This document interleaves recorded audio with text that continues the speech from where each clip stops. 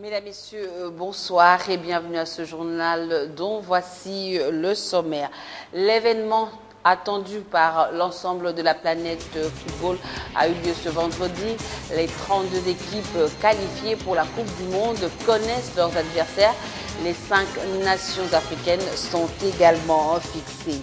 La vie a repris son cours normal 24 heures après la marche programmée jeudi par le rassemblement à travers la RDC pour exiger l'application effective de l'accord de la Saint-Sylvestre. L'heure est au bilan.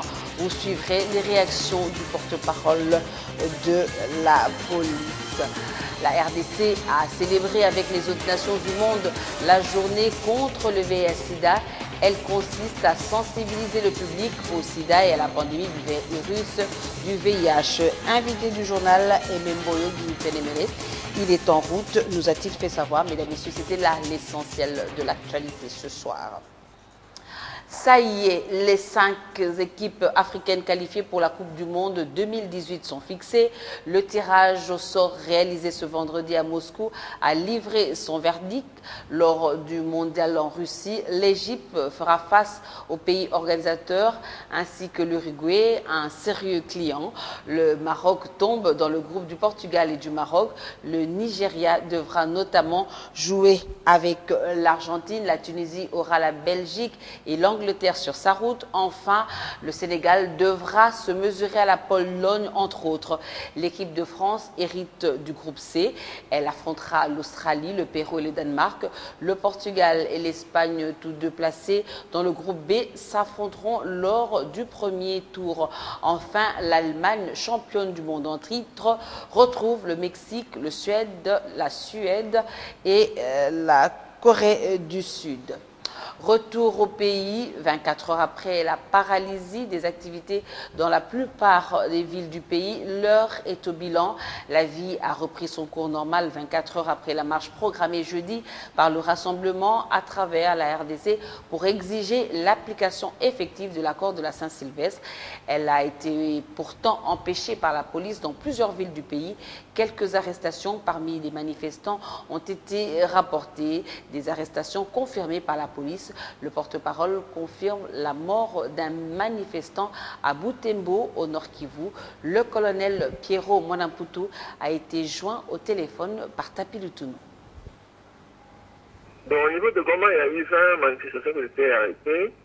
Des blessés du côté de la police, dont un commissaire principal, Milan de Kabago, Bamba Fidel, qui était blessé à la plupart un coton molotov. Au niveau de Béni, il y a eu du territoire du commissariat territorial de Béni, il y a eu des militants qui ont été interpellés. Au niveau de Butembo, il y a eu une personne tuée par balle. Au total, il y a eu au niveau de Nord Kivu 28 interpellés, 2 blessés et 1 tué. Au niveau de Sud Kivu, il n'y avait pas d'arrestation. Juste au niveau à 9h30, une dizaine de manifestants ont été dispersés par la police. Au niveau de Kinshasa, c'est vers 10h du matin à 6h30 que la police a eu à évacuer des biens brûlés à se au niveau de la chaussée. Au quartier 3 de Mastina, en face de l'agence solidaire. Vers 8h25, si je m'abuse, à la hauteur du quartier 3 à Mastina, un bus Transco numéro 222 a été cassé par délinquants. Au niveau de Moamba, au niveau du campus, il y a eu une expression à ce niveau-là. Les étudiants manifestants ont tenté de descendre au niveau de Rompengaba. La police les a contenus au niveau de l'intendance. Ils ont pu les gagner dans le cadre de leur homme. Actuellement, la sécurité est au niveau de la colline assurée. Alors, lorsqu'on descend par ici, on se retrouve au niveau de l'avenue Ougéry. Les forces de police ont appréhendé l'honorable Ndoudou, révélé de la deuxième législature en flagrant délit, qui était en train de scander en compagnie de membres de son parti, le PDC, de scander des slogans injurieux à l'endroit de l'autorité du pays. Et l'initiative du rassemblement de l'opposition est diversement appréciée. Écoutez à ce propos ce qu'en pense Odette Babandoa, présidente nationale de l'Union des patriotes républicains, parti de l'opposition justement. Elle est au micro de Win Mouroufel et Doudou Kassouba.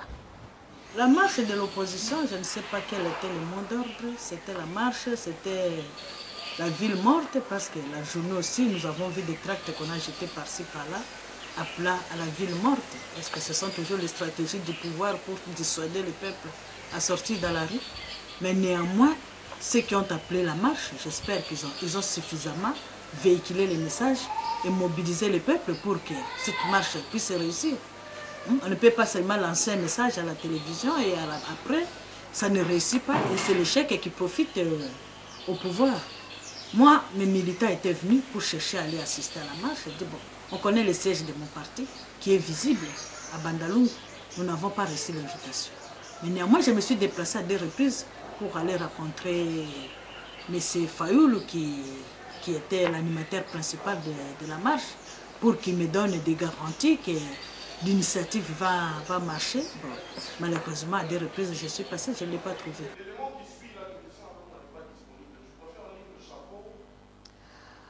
Tout à fait autre chose à présent. La loi électorale encore sous examen à l'Assemblée nationale fait débat. Les élus de l'opposition y décèlent plusieurs entorses, notamment la Constitution. C'est le cas du député Toussaint Longa qui parle d'un projet qui consacre simplement l'élargissement du champ d'exclusion des autres acteurs politiques au processus électoral. L'élément n'est pas encore prêt, me dit-on, à partir de la régie. Et nous revenons, la présidente de l'Union des Patriotes Républicains jette également un regard critique sur le projet de loi électorale modifié, spécialement dans sa disposition instaurant le seuil d'éligibilité de 3%, condition pour arracher un siège de député national. On écoute encore une fois Odette Babandoa. Une autre abomination qu'on vient de nous lancer au visage, ce sont ceux qui veulent la balkanisation de ce pays. Ce sont ceux qui veulent tuer la République qui sont responsables de ce genre d'initiative. La circonscription électorale pour l'élection d'un député, c'est son territoire. C'est le district comme la ville de Kinshasa ici. Donc il y a un coefficient électoral qui est attribué à un député pour qu'il soit élu. Mais si on doit aller nous ajouter 3%, donc un député indépendant doit battre la campagne sur l'ensemble de la République démocratique du Congo pour qu'il se retrouve proclamé, bien qu'il a gagné les élections dans sa circonscription électorale. Où avez-vous vu ça? Le pluralisme politique est reconnu dans ce pays. On veut nous ramener au monopartisme. Pourquoi? Parce que c'est un droit constitutionnel reconnu. Et les partis politiques, quand on les agrée, c'est avec conditions. Il faut lire l'organisation et la création des partis politiques. On vous donne, entre autres, comme obligation de créer la conscience nationale. C'est que si les partis ont déjà une mission de créer la conscience nationale, quelle est cette loi, encore dite loi électorale, qui va nous amener à créer la conscience nationale? Nous pouvons nous mettre en plateforme dans un programme d'action commun. Nous n'allons pas aller nous mettre ensemble avec des partis politiques où l'idéal n'est pas le même que les partis politiques des autres. Les élections étaient également au menu d'un café de presse organisé par Internews. La rencontre qui a réuni d'un côté les acteurs sociopolitiques et de l'autre côté les journalistes et qui avait pour thème contraintes et défis liés au respect du calendrier électoral par la CENI. Jefté Tsoleni et Eric Ndongala signent ce reportage. Il était question au cours de ce café de presse d'échanger sur le respect du calendrier électoral. Face aux journalistes, la nouvelle société civile congolaise, représentée par son coordonnateur national adjoint, estime que le respect du calendrier passe par une volonté manifeste de la classe politique congolaise d'aller aux élections. Pour nous, les contraintes qui sont reprises dans le calendrier font nous croire qu'il n'y aura pas élection le 22 et le 23 décembre 2018.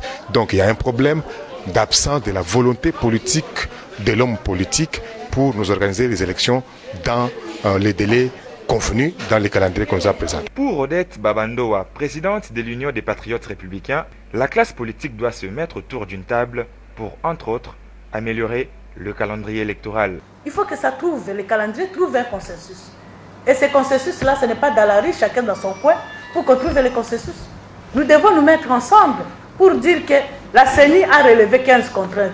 Quels sont les besoins qui se présentent? Chaque responsable de ces besoins-là qui nous parle ici. Comment tu vas faire pour qu'avant le 23 décembre, la solution, qu'on n'ait pas de blocage? Célestin Matiti, coordonnateur de la jeunesse du Palou pour sa part, s'oppose au seuil de représentativité de 3% ajouté dans la nouvelle loi électorale. Les Palous ne voient pas pourquoi le seuil de 3% devait être mis au niveau national, mais que cela pouvait être réduit au niveau de la circonscription. Et que dans la ville de Kinshasa, la circonscription ne devait plus être les districts, mais qu'on pouvait bien descendre au niveau des communes pour que cela nous facilite la tâche de ne pas avoir de gros bulletins de vote pour un seul district. Je le disais au sommaire de ce journal, célébration ce vendredi 1er décembre de la journée internationale contre le sida. C'est l'occasion de commémorer ceux et ou celles qui nous ont quittés, mais aussi de sensibiliser le public au sida et à la pandémie du virus du VIH. La journée a pour thème « Ma santé, mes droits ». À en croire le directeur pays ONU-SIDA RDC, environ 50% de personnes vivant avec le VIH-SIDA en RDC ont accès aux traitements antirétroviraux contre 10% en 2010. Reportage Ange Makadi Tapilutuno. Le virus de l'immunodéficience humaine. Le droit à la santé est un droit fondamental de l'être humain. Toute personne a le droit de jouir du meilleur état de santé, physique et mental, comme énoncé dans les pactes internationaux relatifs aux droits économiques, sociaux et culturels. Pour les directeurs pays ONU-SIDA RDC, le monde n'atteindra pas les objectifs du développement durable, y compris la cible de mettre fin au sida d'ici 2030, sans que les gens puissent exercer leur droit à la santé. En effet, sans le droit à la santé, les gens ne peuvent pas se protéger efficacement contre le VIH ou accéder aux traitements et aux soins. Et ce droit à la santé couvre bien plus que l'accès aux services de santé et des médicaments de qualité. Il englobe toute une série de garanties importantes, comme être traité avec respect et dignité. La République démocratique du Congo célèbre cette journée sous les thèmes « Tous ensemble » pour les dépistages, le traitement antirétroviral et l'accès à la charge virale sans discrimination d'ici 2020. La RDC, bien qu'ayant fait des progrès notables, je vous donne quelques chiffres. En 2010, la RDC avait une couverture en traitement antirétroviral d'environ 10%. Aujourd'hui, nous sommes pratiquement à 50% de couverture. Donc, on a eu un effort très important qui a été donc accompli. Depuis les débuts de l'épidémie, environ 35 millions de personnes en sont mortes. Même le docteur Kalwangila, médecin-chef d'équipe au centre hospitalier de Kabinda, a reconnu que la RDC a fourni d'énormes efforts dans la lutte contre le sida. Il l'a dit à Gloria Ntseya et Serge Mitelesi. Selon les chiffres de l'ONU-SIDA, 36,7 millions de personnes vivent avec le VIH dans le monde. En République démocratique du Congo, d'après le dernier rapport du PNLS et de l'ONU-SIDA, le taux de prévalence est faible à Kinshasa, soit 1,2%. Ce sont environ 380 000 personnes qui vivent avec le VIH, dont 120 000 sont sous antirétroviraux. Et on enregistre environ 15 000 nouvelles infections par an. Ce sont plus les provinces de l'Est qui sont les plus touchées, notamment en première position c'est le Maniema, qui a une prévalence de 4%, suivi de l'ex-province orientale, dont la prévalence est de 2,8%, suivi du Katanga, de l'ex-Katanga, 1,8%. Et les provinces de l'Ouest ont une prévalence faible. Hormis Kinshasa qui a une prévalence de 1,6. Dans le Bas-Congo, c'est 0,2. Dans les bandes de nous, 0,3. Médecins sans frontières dispose d'un centre spécialisé dans la prise en charge des personnes vivant avec le VIH à Kinshasa, centre qui procède au dépistage ciblé. Nous faisons un dépistage ciblé qu'on appelle index testing. C'est auprès des enfants et des compagnes de nos patients déjà vivant avec le VIH. Donc c'est vraiment un peu notre cible. Nous ne faisons pas de la vulgarisation, encore moins de dépistage au niveau de la communauté, à l'exception de quelques occasions, notamment lors des JMS antérieurs, on a eu l'occasion de faire ça. Lancée le 15 novembre dernier par Médecins sans frontières, la campagne Zouangabien va se clôturer le 15 décembre prochain. En marge de cette campagne, un concert est prévu demain au terrain Régie des Eaux dans la commune de Bumbu. Cette campagne vise à pousser toutes les personnes à connaître tôt leur statut sérologique.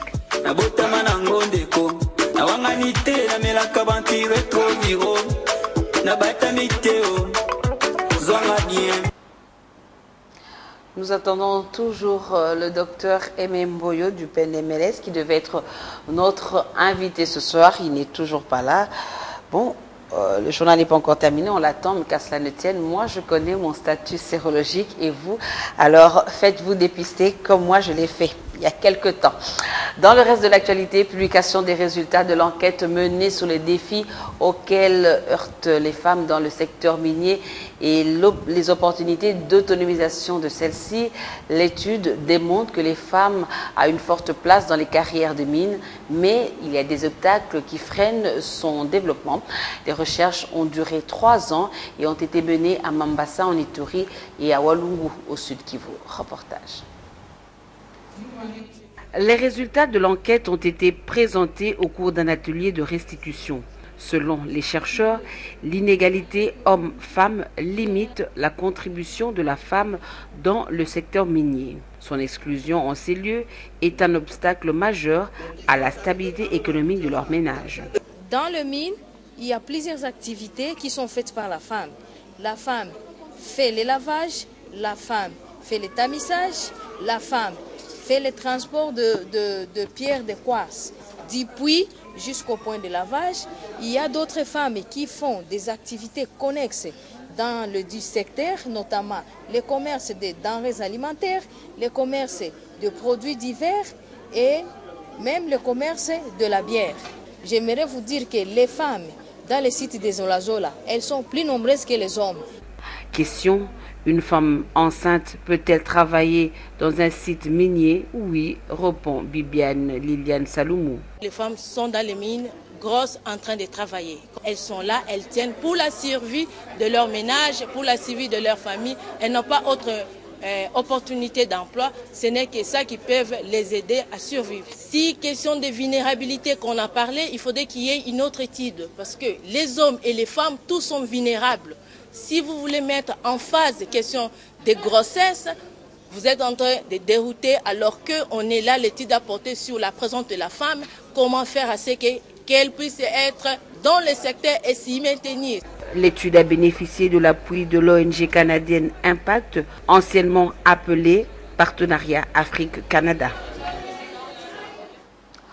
Encore un mot de sport dans ce journal. Le Football Club Renaissance du Congo contre V-Club, le grand derby quinois de la zone ouest de ce dimanche au stade des Martyrs.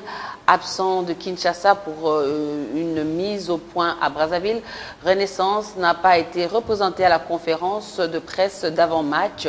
Pour Florent Ibengue, c'est un derby à vivre par la grande ambiance. Mais V-Club va-t-il être obligé de l'emporter après la défaite contre DSMP? Écoutez les détails dans ce reportage de Paul Cazozo et de Théodore Chitolé. Jusqu'à maintenant, moi qui tombe malade, mais ça sera Etekiam. Une équipe qu'on se veut conquérante pour avoir les 3 points. Vous l'avez souligné, un match difficile. C'est jamais facile de jouer un derby, un match difficile. Donc, et pour nous, c'est la 4e journée, mais on a déjà joué un derby qu'on a perdu. Donc si on perd un deuxième derby, même si ce n'est pas rédhibitoire pour être champion, ce qui est notre objectif, ça fera quand même tâche. Donc il faut qu'on puisse se ressaisir et ramener les 3 points. Il faut qu'on se présente sur le terrain avec le même état d'esprit qu'on a fait pendant les 3 précédentes rencontres, être conquérant. Et puis après, on ne va pas se poser des questions de ce côté-là. On s'entraîne vraiment dans le calme et la sérénité. Il faut qu'on soit là et qu'on puisse être au top au moment du coup d'envoi pour donner le meilleur de nous-mêmes. Après-demain, le stade sera plein. Je dis encore une fois, ça existe très peu dans le monde. Très peu dans le monde. Donc donnons une bonne image.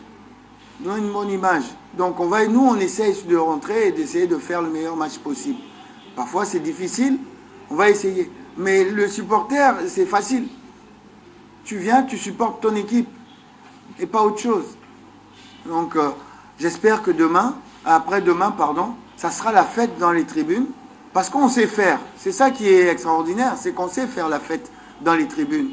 Donc, que le stade soit d'un côté vert, jaune, noir. Et de l'autre côté, blanc, vert et orange. Donc, qui est de la couleur. Déjà, quand on rentre sur le stade et qu'on voit toute cette couleur-là, moi je dis, regarde comment c'est beau.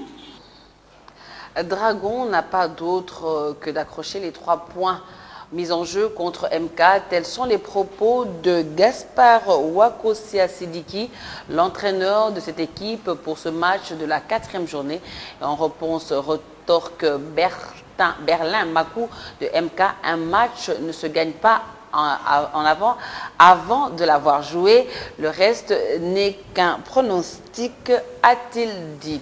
Pour le premier match entre Molunge et RCK de Kiki Makengele, qui mise sur le collectif dans l'espoir de gagner, Molunge de José Mundele s'améliore après les leçons de 3 défaites, 4 points de vue pour les 2 matchs de ce samedi au stade Tatarafel. Paul Cazozo et Théodore Chitolé pour ce reportage. Et quand nous avons visualisé le match que MK a livré la fois passée contre Racing Club de Kinshasa, nous avons trouvé que MK se donne beaucoup à la première mi-temps, mais deuxième mi-temps, MK ne se donne pas. Mais nous, Dragons, comme nous avons notre objectif de redorer l'image de l'AS Dragon Bilima, nous allons vraiment jouer haut. Alors, en bloquant les espaces, puisque MK, en utilisant des courtes passes, nous allons bloquer les espaces. Et là, je suis rassuré que nous allons gagner ce match. Bon, il est sûr de ce qu'il dit, il est sûr de son travail. Moi, je pense qu'on ne peut pas chanter la victoire avant la guerre. Moi, je ne peux pas prétendre dire que demain, je vais battre Dragon, parce que les matchs nous réservent toujours des surprises désagréables. Mais du moins, je me suis préparé de façon à remporter ces matchs. On a cette envie-là, dans ce sens que jusque-là, on n'a même pas un point. Donc, on vient avec ce mental, l'envie de gagner, l'envie de nous rattraper un peu à la course par rapport à d'autres adversaires qui ont un tout petit peu avancé. Ce qui est important, puisque l'équipe commence à prendre forme, c'est ça qui est important. Nous, on a joué avec club des rings et Renaissance. Pour nous, c'était vraiment l'apprentissage pour les jeunes. Mais je crois que mon équipe actuellement, vous allez voir que c'est une équipe qui grandit au fil du match. Je sais que je ne néglige pas ou bien je ne minimise pas l'adversaire. RCK, c'est l'habitué de la compétition. Mais c'est jouable puisque c'est un match de football. On va jouer pour gagner ce match-là. Donc, Molunge aussi, c'est pas une mauvaise équipe. J'ai suivi leur match face à DCMP. Ils étaient bien en place, tactiquement, même techniquement, ils sont bien. Malheureusement, ils n'arrivent pas à marquer de but. C'est de là que nous allons avoir un ascendant sur eux. Donc, nous, on va se préparer par rapport à leur maladresse, par rapport à leur faiblesse, pour essayer de prendre la victoire. Au Zimbabwe, il n'y a pas de révolution dans le nouveau gouvernement zimbabwéen nommé par le nouveau président Emerson Mnangagwa. Ceux qui attendaient des changements significatifs seront déçus. Ce gouvernement est composé à 100% des membres de la ZANU-PF. Le parti majoritaire voit les militaires revenir en force et plusieurs anciens proches de Mugabe restent aux commandes. C'est par ici que prend fin à cette édition d'information. Notre invité n'est pas arrivé, il est bloqué quelque part par les embouteillages, nous a-t-il fait savoir. Mais ce n'est qu'une partie remise. Mesdames, Messieurs, merci de visiter encore notre page Facebook Numérica TV officielle. Et merci de votre particulière attention accordée à ce journal. Il ne me reste plus qu'à vous souhaiter bonne suite de programmes sur Numérica Télévision et à la semaine prochaine. Au revoir.